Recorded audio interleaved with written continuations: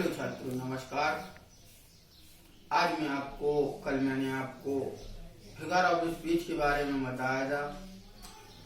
आज मैं आपको उसका सेकेंड जो होता है वो पढ़ाऊंगा। जैसे मेटाफोर, तो मेटाफोर पढ़ेंगे आज।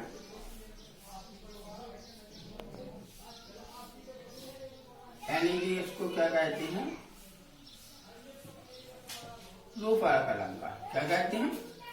रूपक अलंकार। अब मेटाफोर में आप पढ़ेंगे इसकी डेफिनेशन क्या होती है।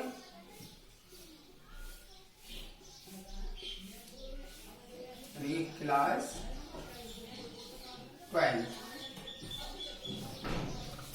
डेफिनेशन, जैसे आप जानते हैं कि कल मैंने आपको बताई थी शिमले की डेफिनेशन। आज पढ़ेंगे डेफिनेशन ऑफ मेटाफोर। तो in metaphor,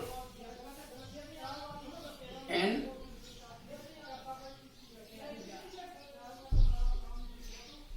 metaphor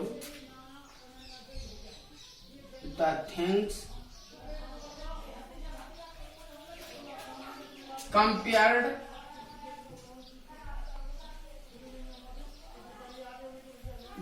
are compared or treated in metaphor. The things compared are treated as one, and the name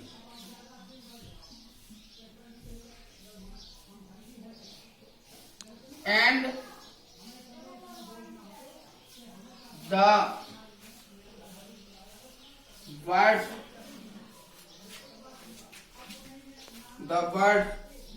of comparison as like or so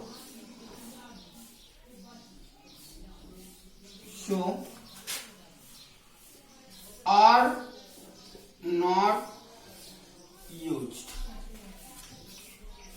In metaphor, the things compared are treated as one, and the name and the words of comparison as like or so are not used.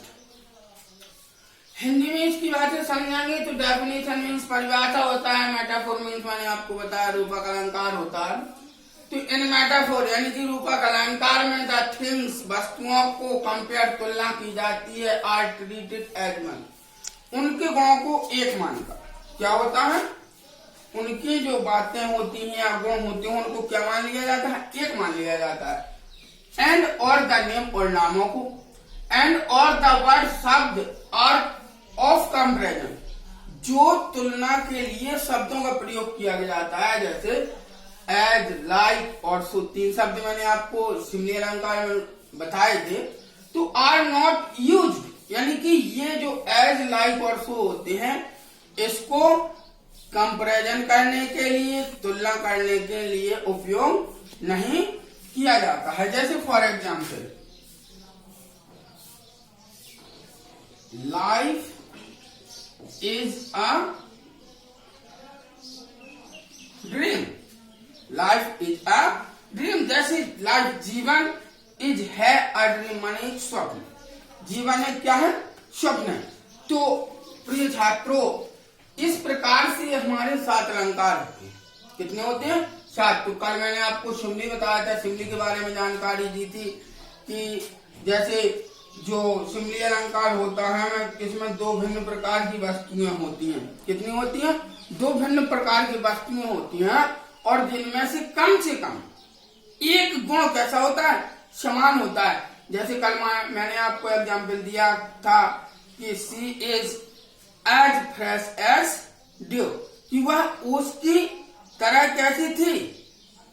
ताजी थी। और इसी प्रकार metaphor अलंकार में आपको मैंने आज बताया in metaphor the things compared are treated as one and the name and the words of comparison as like or so are not used। अर्थात कहने का तात्पर्य ये कि रूपक अलंकार में वस्तुओं को एक तो मान लिया जाता है या इनके गुणों को एक तो मान लिया जाता है और उनके नामों को या इनके गुणों या बातों और इनके नामों को एक तो मान लिया जाता है, लेकिन जो कंपैरिजन तुलना करने के लिए एज लाइक और सो शब्दों का प्रयोग इनमें रूप अलंकार में नहीं होता है, जबकि सिमली अलंकार में होता है। जैसे यहाँ पर उसमें बताया गया था कि वह ओस की तरह ताजी है। कैसी है? वह ओस की तरह ताजी है। इसमें वह थी और ओस अर्थात इन दोनों को कंपेयर किया गया था। और लाइफ इज अ ड्रीम, इसमें लाइफ जीवन और स्वप्न को क्या किया जा रहा है? कंपेयर। लेकिन इसमें क्या होता है? लाइफ इज अ ड्रीम, जीवन एक कैसा है? स्वप्न है। इसमें जो कंपेरिजन जैसे इनके गुणों को एक मान लिया, जैसे जीवन भी एक क्या है? स्वप्न है। जीवन जीते हैं, पता रहता है कल क्या होने वाला। इसी प्रकार स्वप्न होता है, पता तो नहीं होता है कि कल कौन सा आने वाला है, आज कौन सा आने वाला है। इसी प्रकार से प्रिय छात्रों इसको लिखते जाइएगा। अगला वीडियो में कल आपको फिर बताऊंगा। धन्यवाद।